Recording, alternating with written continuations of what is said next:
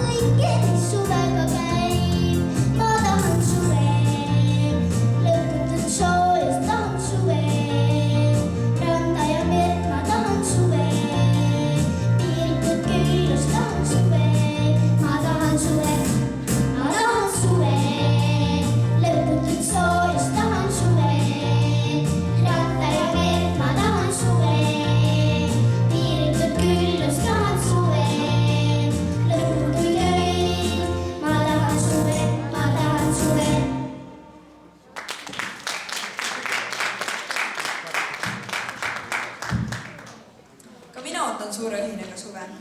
Aitäh sulle, Stella! Järgmisena laulab meile Milana Pomjakova. Ja